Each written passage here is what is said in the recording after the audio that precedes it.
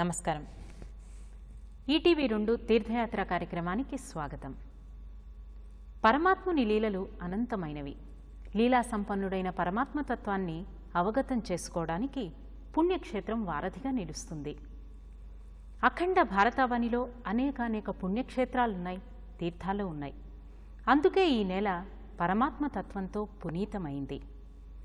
ఇక్కడ ఏ ఆలయ ప్రాంగణాన్ని తరచి చూసినా భగవంతుని మూర్తి రూపం సాక్షాత్కారం అవుతుంది. ఈ ఆలయ ప్రాంగణాలు నిత్యం ఆధ్యాత్మిక చింతనను ప్రతిఫలిస్తూ ఉంటాయి. అవ్యాజమైన ప్రేమతత్వాన్ని, అనంతమైన పరమాత్మ చింతనకు ఆలవాలమైంది మధుర. లీలా సంపన్నుడైన శ్రీకృష్ణుని జీవిత విశేషాలతో మధుర పునీతమైంది. ఆ లీలా విశేషాలేమిటో మధురలో వీక్షిద్దాం. మధుర మహిమాన్వితుడు, సర్వగుణ సంపన్నునిగా మన పురాణాలలో వర్ణించబడిన శ్రీకృష్ణుని జన్మస్థలం మధుర. వెన్న దొంగ, చంచలుడు, గోపీ మానస లోలుడు, అసుర సంహారి, చక్రధారి, అర్జున రథసారథి శ్రీకృష్ణుడు.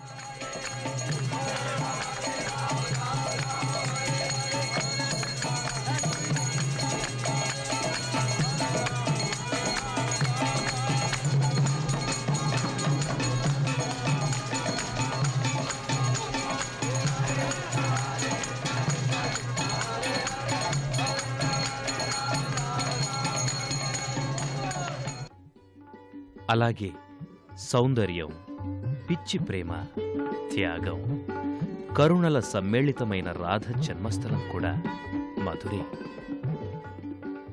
ప్రేమ, త్యాగం, ఆదర్శాలు మూర్తీభవించిన దేవత రాధ.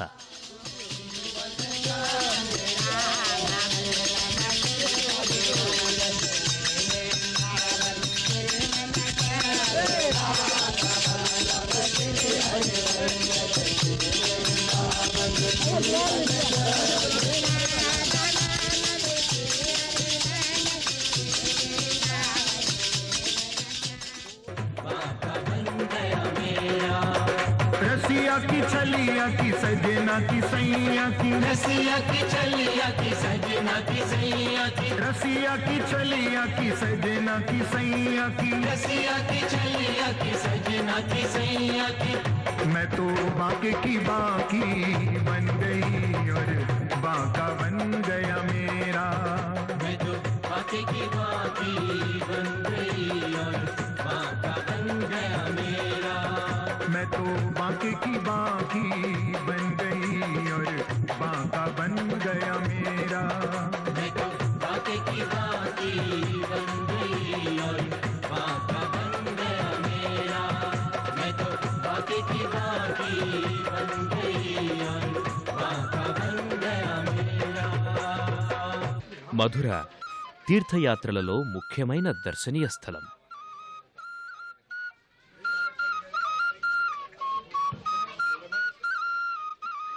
వేరువేరు యుగాల్లో, కాలాల్లో శ్రీకృష్ణ జన్మస్థలమైన ఈ ప్రదేశం గురించి చాలా కథలు బహుళ ప్రచారంలో ఉన్నాయి. అయితే కృష్ణుని జన్మస్థలమైన కారాగారం కథ మాత్రం తరతరాలుగా అలాగే చిరస్థాయిగా ఉంది.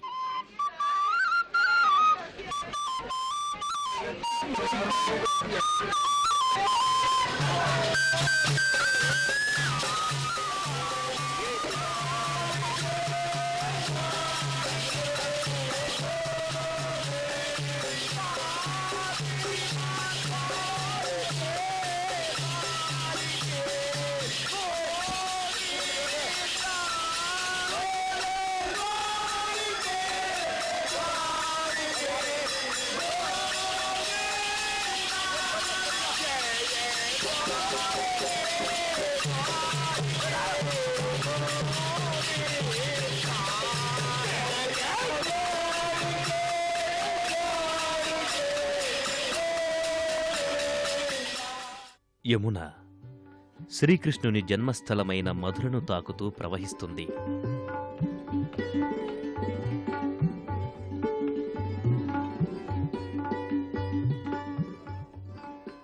సూర్యపుత్రికగా యముని సోదరిగా పురాణాలలో చెప్పబడిన యమునా నది శ్రీకృష్ణుని జీవితంలోని ప్రతి ఘట్టంతో ముడిపడి ఉంది.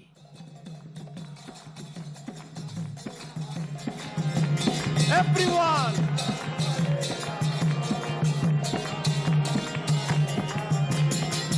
Hare Krishna, Krishna Krishna, Hare Hare, Hare Rama, Rama Rama, Hare Hare.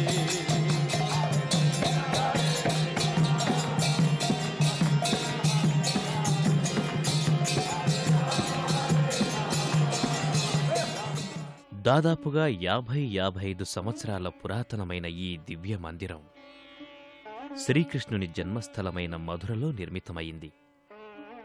భావనా పండిత్ మదన్ మోహన్ మాలవ్య, జెకే బిర్లాల సారథ్యంలో నిర్మితమైంది ఈ మందిరం. మందిర నిర్మాణం జరిగిన ఈ ప్రదేశం కృష్ణ జన్మస్థలంగా నేటికీ ప్రజలు నమ్ముతున్నారు. ఈ ఆలయ ప్రాంగణం ఎంత పెద్దదంటే తీర్థయాత్రికులందరూ ఒకేసారి ప్రవేశించినా పూర్తిగా నిండదు. ఆలయంలో గర్భగుడిలో జగత్ ప్రసిద్ధిగాంచిన శ్రీకృష్ణుని విగ్రహం ప్రతిష్ఠించబడింది.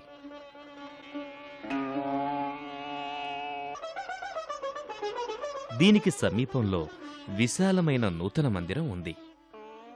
ఇందులో ముగ్ధ మనోహరమైన రాధా మాధవుల విగ్రహాలు ప్రతిష్ఠించబడ్డాయి. మందిరంలోని రమ్యమైన సుందరమైన లోపలి భాగాల అలంకరణ యాత్రికులకు నయనానందకరంగా ఉంటుంది. ఇవి అనుపమానమైనవి, జగత్ప్రసిద్ధిగాంచినవి. ఈ మందిరంలో ప్రతి సంవత్సరం వసంత మాసంలోనూ హోలీ పండగకు ప్రత్యేకమైన వేడుకలు జరుగుతాయి. అప్పుడు భక్తుల వల్ల మధుర మొత్తం హోరెత్తిన జనసముద్రంలా ఉంటుంది. అయినా సంవత్సరం పొడవునా భగవంతుని దర్శనానికి తెరపి ఉండదు. మధుర ప్రాముఖ్యత శ్రీకృష్ణుని జన్మస్థలంతోనే ముడిపడి ఉంది. అందుకేనేమో మధుర తీర్థయాత్రికుల మొదటి మజిలీ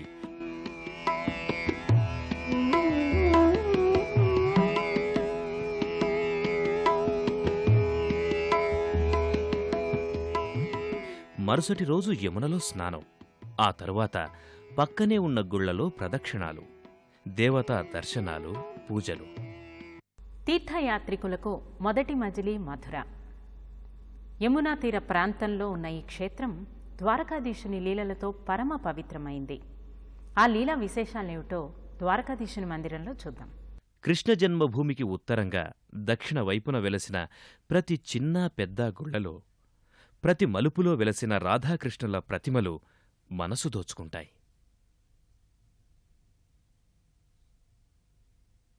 ఈ గుళ్లలో దర్శనాలు చేసుకుంటూ యమునా తీరం వైపుగా కదిల్తే విశాలమైన అసికుండా ఘాటి ఎదురుగా నిర్మితమై ఉంది ద్వారకాధీశుని మందిరం. ఈ మందిరంలో చతుర్బాహుడైన ద్వారకాధీశుని రూపంలో శ్రీకృష్ణుని విగ్రహం ప్రతిష్ఠించబడి ఉంది. అంతేకాదు, ద్వారకాధీశుని అర్ధాంగి రూపమణీదేవి విగ్రహం కూడా ఈ మందిరంలో దర్శనమిస్తుంది.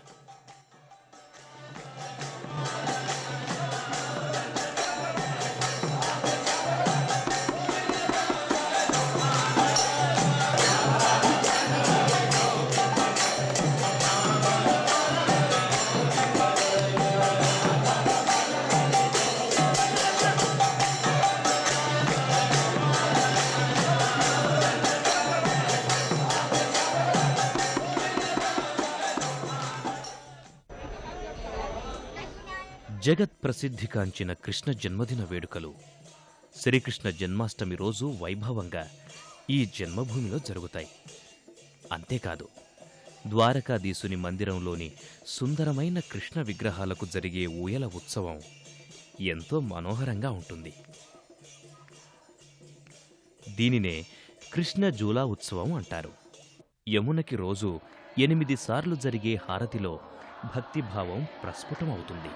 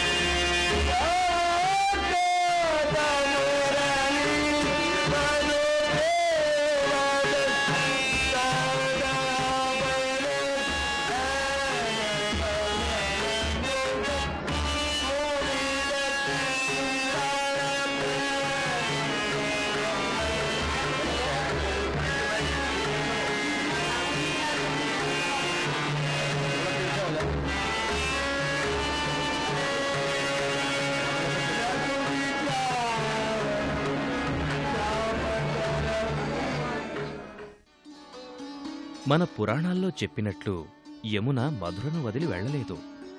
ఒకవేళ అలా జరిగితే కృష్ణుని కథ మరో విధంగా ఉండేది.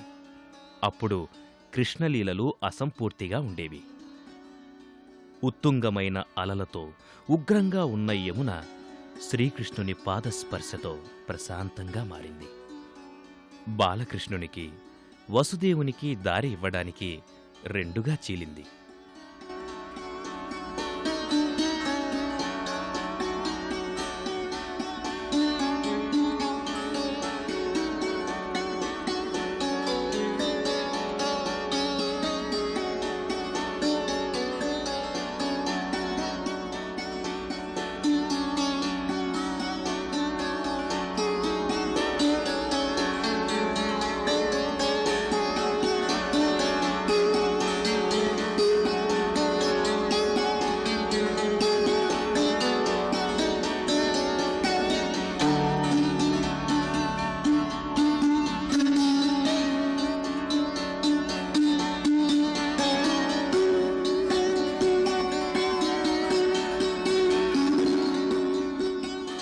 ఈ యమునా తీరంలోనే కృష్ణుని బాల్యం గడిచింది.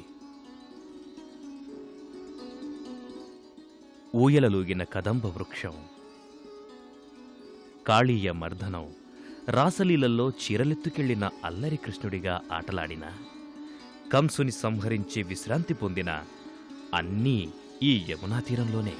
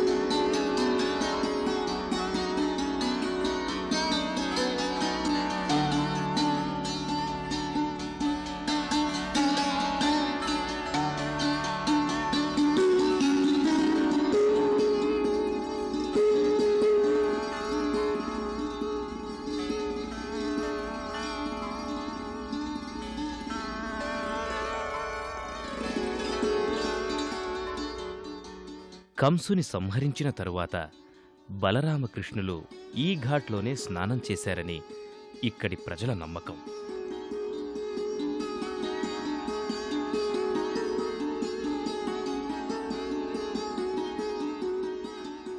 మధురలోని యమునా తీరంలో నిర్మించిన 25 ఘాట్లలో ప్రముఖమైనది, ప్రత్యేకమైనది ఈ ఘాట్.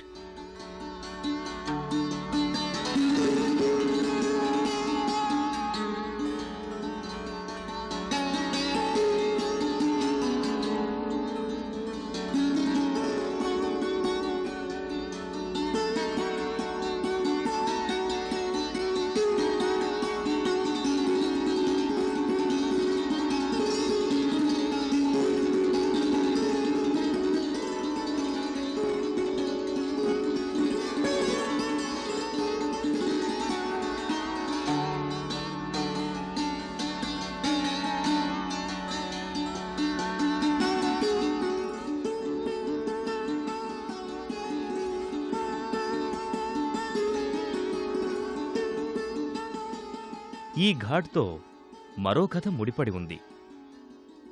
యముడి సోదరి అయిన యమున యముడి నుదుటికి తిలకం దిద్దుతూ ఒక వరం కోరుకుంది.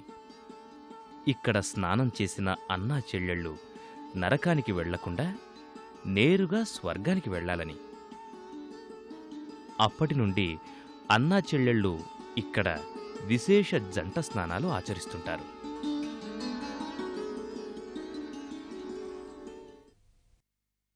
మధురలో బృందావనానికి ఉన్న ప్రాముఖ్యత విశేషమైంది.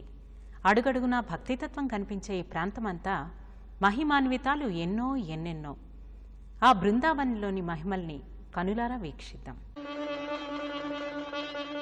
బృందావనం పురాణాల ప్రకారం కృష్ణుడు స్వయంగా ఈ బృందావనాన్ని రాధ కోసం నిర్మించాడు అనేది ఇక్కడి ప్రజల నమ్మకం.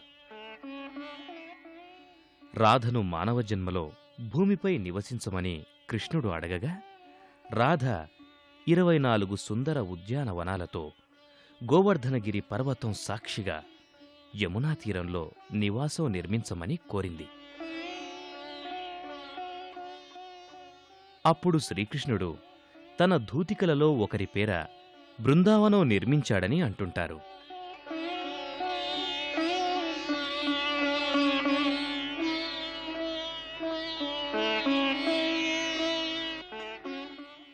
అద్వితీయమైన ఈ బృందావనంలో మహిమాన్వితాలు ఎన్నో.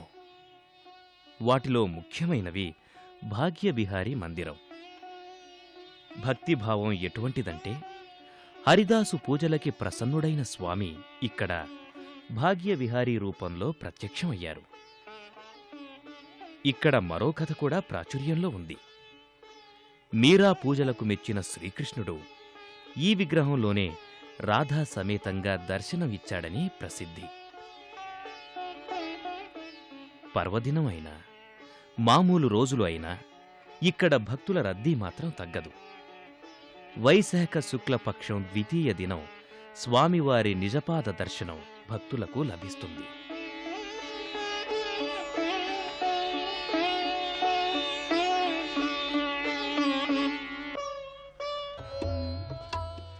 రాధారాణి, కృష్ణుడు, భాగ్యవిహారీ రూపాలు ప్రపంచంలోని కృష్ణ భక్తుల మనోఫలకాలపై నిరంతరం నిలిచి ఉంటాయి.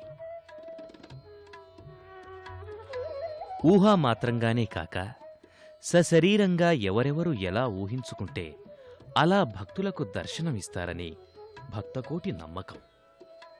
ఈ బృందావనంలోనే రాధారాణి, కృష్ణ కన్నయ్య రాత్రివేళ ఇప్పటికీ విశ్రాంతి తీసుకుంటారని వీరి నమ్మకం.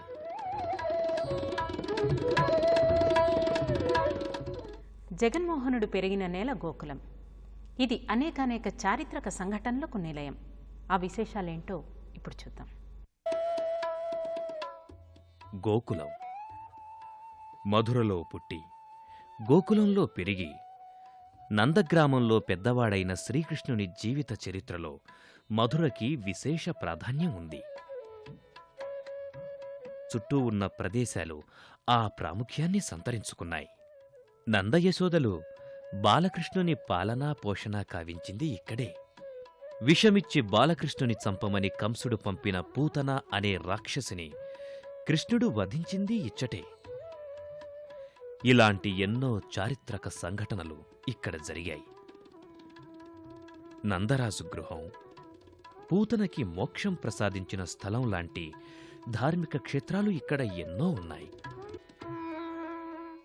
కృష్ణుని అగ్రజుడు, బాల్యమిత్రుడు అయిన బలరామకృష్ణునికి కృష్ణుని బాల్యంతో విడదీయరాని సంబంధం ఉంది.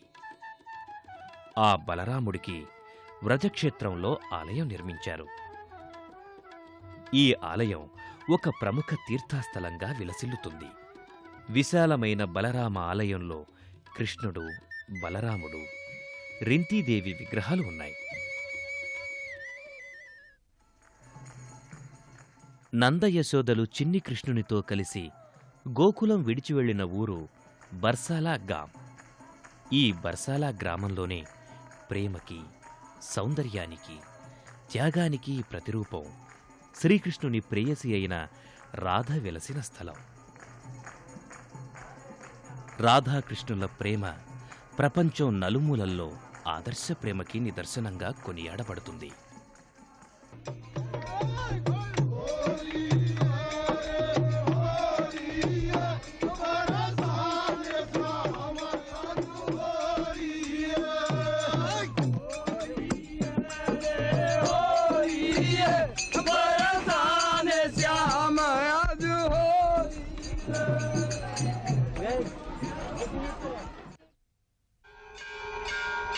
కాశీలో గంగామాతకి హారతిచ్చినట్లే మధురలో యమునకి ప్రతి ఉదయం, సాయంకాలం హారతినిస్తారు. ఈ హారతికి విశేష ప్రాధాన్యం ఉంది.